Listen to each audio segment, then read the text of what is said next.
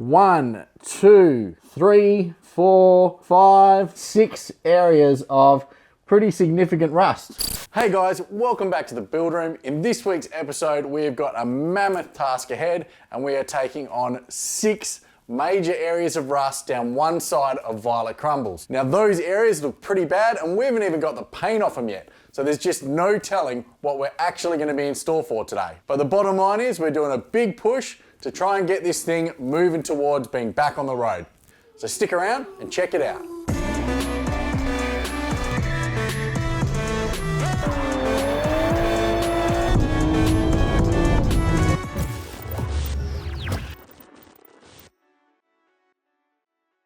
So yeah, massive episode today. The last maybe 5 or 10 episodes of Violet Crumbles have dealt with some pretty in-detail information fixing very common areas of rust on these old first-gen Celicas.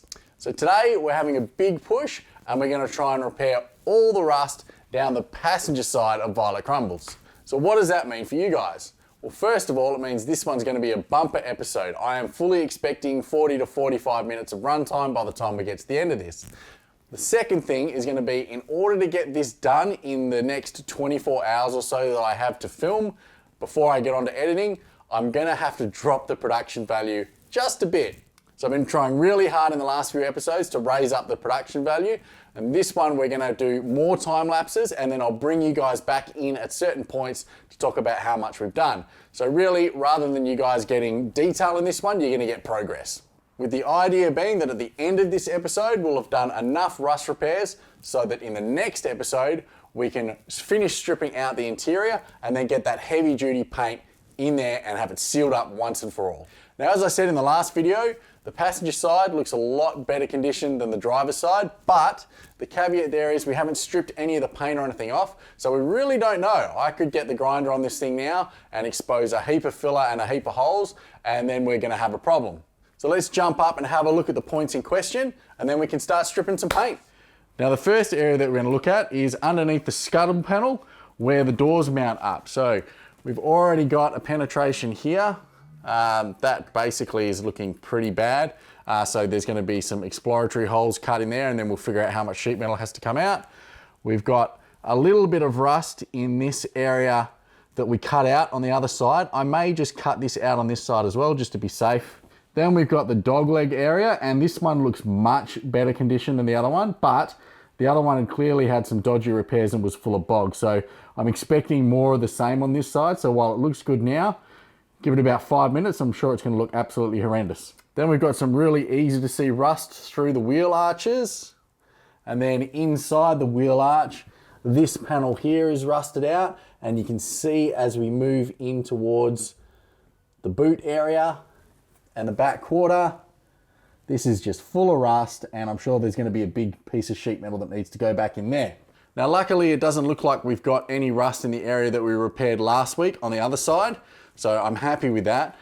There may be stuff under here, but I'm not going to strip the entire car back to bare metal to try and find as much of rust as I can. I'll be doing that in a later episode. So for now, I just need it to be watertight so that when we paint all this stuff, we don't end up compromising it when it gets put back out in the driveway. So yeah, a lot of work to do and not a lot of time. So I'm gonna get the camera set up on some tripods and then we're gonna start stripping some paint. Okay, so we're gonna start with the scuttle panel area where the doors mount up. There is rust here. It looks like there's some filler in there. And as I said, there's holes here.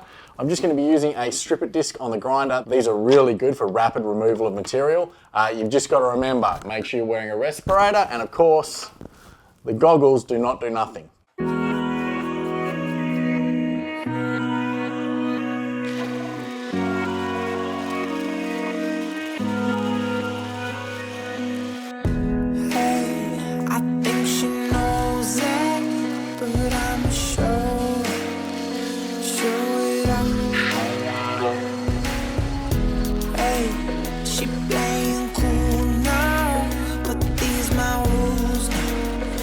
Play it on.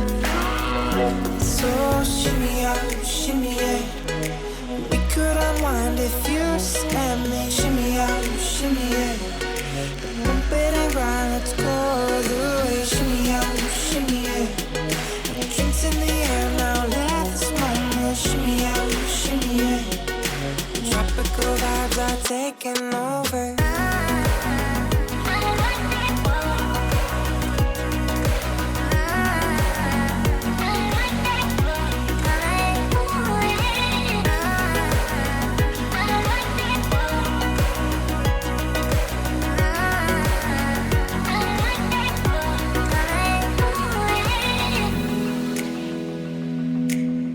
Okay, so yeah, this sucks. There's no nice way to say it.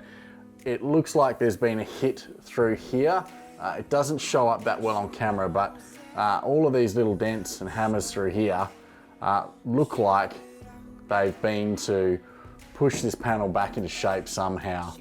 I don't know whether there's been a pull before a push back, or what really concerns me is potentially if the car's had a hit from the rear or something, that this is actually creased along here. There is a crease looking bit here. I can't be 100% sure, obviously. It's been bent back into shape, but it's a pretty bad shape at that. I mean, this piece here, there's a good 10 mil between the height it should be and what would be the bottom of that. I don't know if there's a hole in it or not, but that is a really shoddy way to do a repair, as is this entire area here. So yeah, it sucks. It is what it is. Something has bent this in the past.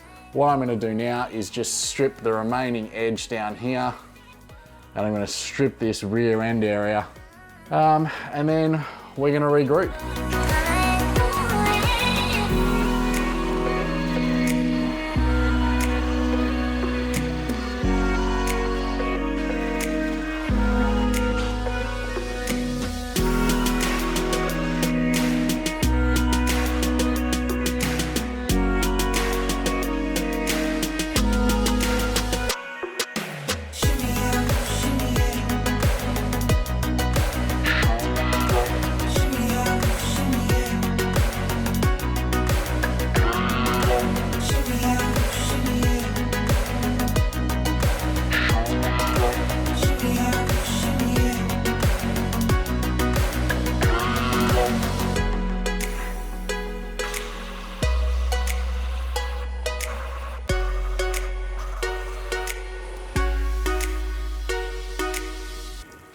All right, so here we are. All the paint is off front to rear on this panel. We have damage right underneath the rear quarter window. We have damage under the filler flap, and there's also damage right at the back of the car around the bumper. Now, my concern here is trying to understand whether all of this damage is related. There's no way that I'm gonna get real certainty here in terms of what actually caused this, but the main thing I am concerned about is that potentially this damage could have been done from a pretty serious rear impact, and that impact may have crushed this panel to the point where we've folded it here and popped it out, and we've folded it here and put a crease underneath the window, and obviously dented in the rear end around the bumper. If that is the case and that impact was that big, there's gonna be more evidence of damage on the car. So I'm gonna have to give the rear end a really good looking into now, and I'm also gonna have to look at the other side of the car. But today's episode was supposed to be about getting the car to a position where in the next episode, we're ready to strip the interior and put down that really heavy duty paint coating. And I don't want to abandon that just because we've run into what I would call a small inconvenience. I mean, it's not small. This repair is going to take a significant amount of effort to sort out to the level that I'm going to be happy with. One of the major issues is access. So I can't get a hammer and dolly into here behind this because we've got all of the structural members coming through and down. And then similarly up this end, I've got the glass and the window mechanisms in the way. So I might be able to get my hand in there, but it's going to be pretty difficult to do and not particularly pleasant. So I'm not sure what I'm going to do. I have already put some feelers out to see if I can get a replacement panel. We might do that. Or I might remove this and actually planish it flat. That would be a cool thing to do for the channel. Or I might even get a newly stamped part. I do have a line on those, and yes, they are hideously expensive, but if push comes to shove, I know I can replace basically from here down of the entire side. And the bonus there would be that while we've got this panel off, we have fully exposed internal structures, and they're very easy to treat and rust proof and then paint and all of those good things before we put the skin back on the outside. The problem with that is I would imagine it's going to take probably 4 months for them to arrive in Australia. So that's definitely the nuclear option, and I'm not sure what I'm going to do for now. So yeah, it is what it is. For now, I just want to put it behind me and focus on what I can get done. And there's some interesting stuff there. We're going to start with this bottom panel. There is some small rust here, and obviously the little holes to mount the molding down the side, but it does look pretty good, much better than I expected.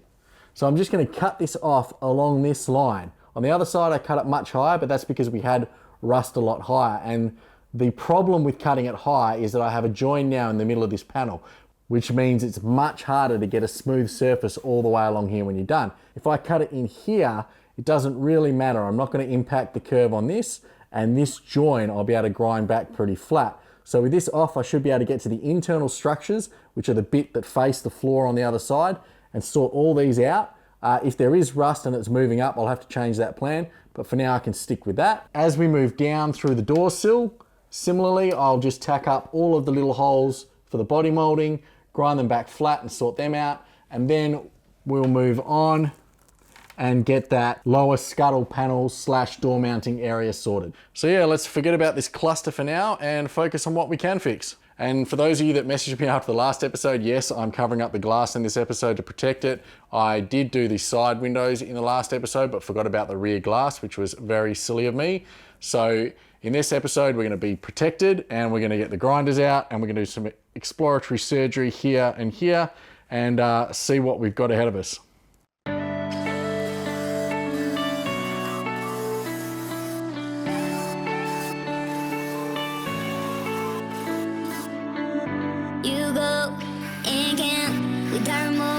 Without heart in your head, you're right, but in my head, you are the bad. I wanna show to the world that you're the bad one. You was being bad.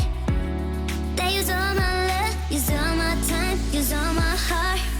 You begged me to come out with you. I don't know, I'm fine without you. You begged me to come out with you. I'm fine without you. All right, now before I pull this off, I just wanted to show you guys the drain holes for these. So you can see there's one piece of metal that looks deformed here and one there. Now those are the drain holes to make sure that water that goes down past the quarter windows and things like that has a space to escape. And if you see, if we go right underneath, you can see there's actually a cavity there, and that will let water drain out through the panel. But it's a bit convoluted, as we saw when we pulled the other side apart. But if you are fixing this area, really important that you retain these. If you don't, all you can do is trap water in the bottom of the dogleg area, and it's going to rust out even quicker than it does from the factory. So we're just going to drill all these spot welds out now, and then we'll zip this thing off.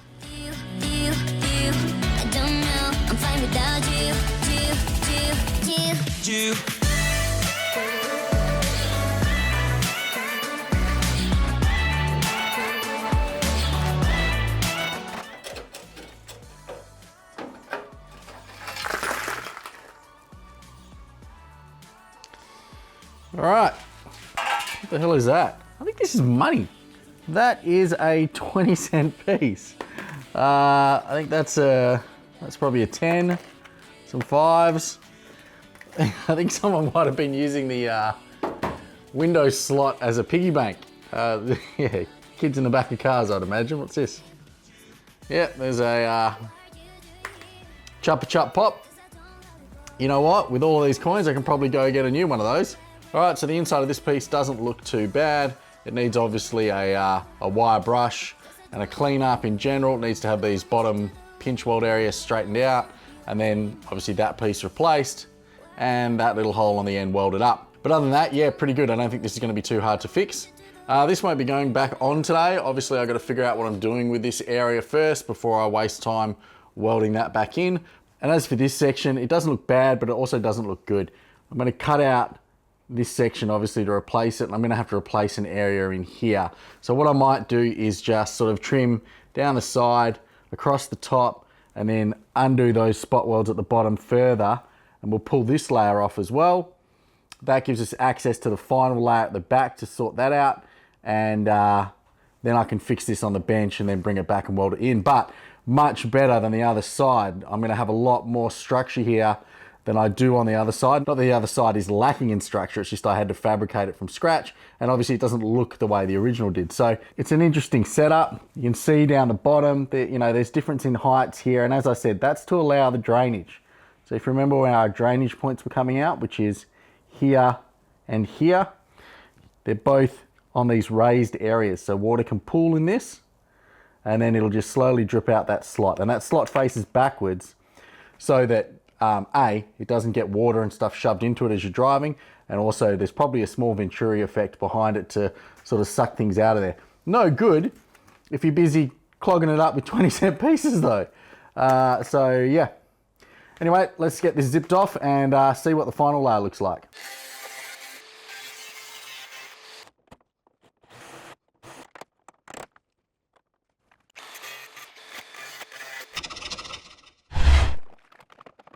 All right, so here's the second layer. Got a hole here that we got to deal with. We've got this large hole. I knew this one was the one that I was aiming to fix, which is why we had to take all these layers off to get to it, because it's behind the, well, not chassis rail, but certainly a supporting member for the differential. So yeah, we've got to fix this bit, which won't be too hard. I'm going to cut a section out of this just to make sure, because I'd imagine the panel behind this has probably got rust in it as well. Maybe not as bad as over here, but certainly we've got rust holes here, so the likelihood of having at least surface rust behind this is high. I'm just going to cut that down a little bit lower. These ones I had to cut high, which is going to make it really difficult to weld the next panel in, because I'll have a weld and then I'll need to put a panel right over the top of it, but that's life. I get a bit more breathing room down here, so this one won't be as hard. The majority of this will obviously be removed and replaced with fresh sheet metal. Everything else will be rust converted, and then we'll paint it and seal it up so that it doesn't progress any further. So yeah, the Celica continues. One more layer to go.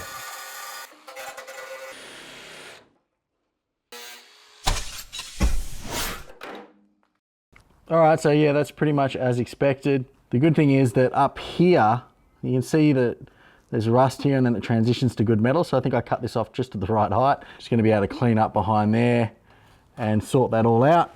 Anything really above this line is metal that I've got from the inside of the car, and I've already cut that out. You can see the corner of the new metal there. Now I'm gonna be replacing a fairly large chunk of this. I don't see a point in trying to save this metal all along here and then just sort of patch this one and this. I might as well just make a new piece to fit this whole thing. That'll also allow me to pull this one off and get to all of the insides of this so I can protect that as well. So yeah, still a significant repair here, let's not kid ourselves, but hopefully only sort of 3-4 hours work.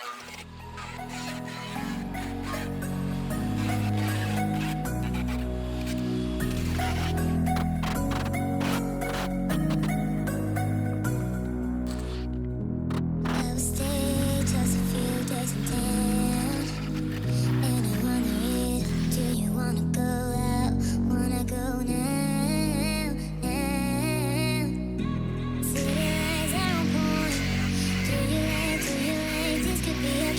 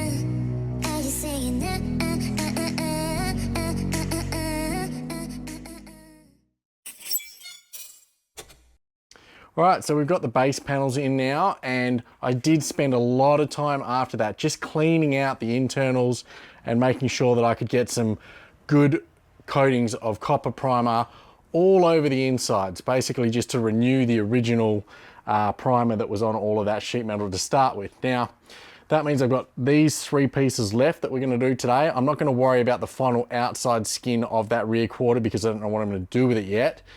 But these 3 should keep us going for the next little while. So that just leaves us with these 3 guys here to do today. I'm not going to worry about the outer skin of the rear quarter because I just don't know what I'm going to do with that rear quarter yet, so it doesn't make sense to weld that in place. So these 3 pieces, I have already gone through and just wire brushed them just to get the majority of the flaky rust off so I can see how bad the damage is and where I need to repair. And I'm only going to repair the things that are extremely pitted or have got holes in them and things like that, because I don't want to have to try and reshape this whole panel for something that at the end of the day is never going to be seen. So this front part of the rocker is only going to need a couple of repair spots. I'll just cut 1 piece for here and 1 piece for here. Part of the rear quarter needs 3 different repairs, 1 here, 1 here, and then 1 on the end. And then again, we'll all have to be stripped back and given generous coatings of copper primer to stop that rusting through again. I also do need to weld a tab onto it. Basically, the old tab I drilled away and broke off, which is unfortunate, but I need to spot weld that into the bottom of the rocker. And then this last piece here needs the most work. There's a fair few penetrations all through here. If I flip that over, it's a bit easier to see. So I'm going to replace this in probably 2 or 3 parts. I'll put 1 large section here, 1 section here past this hump, so I don't have to fabricate that. And obviously there's that hump curve there. There's also 1 in the top here, so I don't want to go trying to have to shape that, both of those over, just too hard for something you'll never see. So yeah, I'll cut along the bottom here. I will just have to go up over the lip in that small area, but that'll be almost easy to shape by hand. I'm going to get these 3 cleaned up, get some patch plates welded into them, and then we'll get them back onto the car.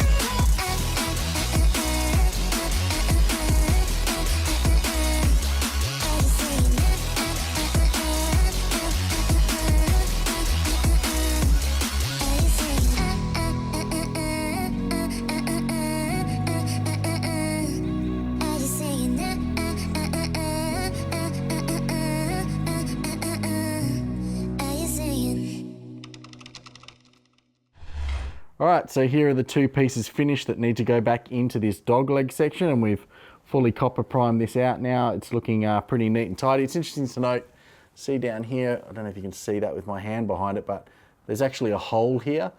Those 2 panels, this isn't rusted at all. Those 2 panels aren't supposed to meet. Obviously that is an area where water can drain out through here and drop down into the next section down, so that it can come out of those drain holes that we pointed out earlier. So this is the next innermost skin. It's just gonna basically go into place here. It's gonna have to be tacked in place at the top first, and then I'll bend the bottom in to make sure it touches this panel nice and closely so we get good spot welds. Now this piece here is just a single piece of sheet metal. It's quite thin, and you can see it's already starting to warp with the heat from the spot welds that I put in it thus far.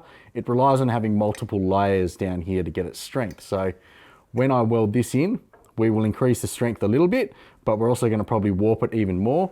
So once I'm done welding this in, I will probably hammer and dolly this flat again. Then we'll get a fresh coat of copper primer over the whole lot, and then we can weld in the last part, or the last internal section of skin. So this is still an internal bit. There's another bit that goes on outside of it, and it has this raised section here.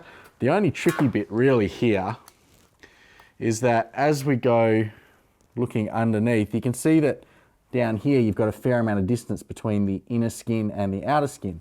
There's a gap there that, you know, I can almost get my finger into. Down this end, the two meet.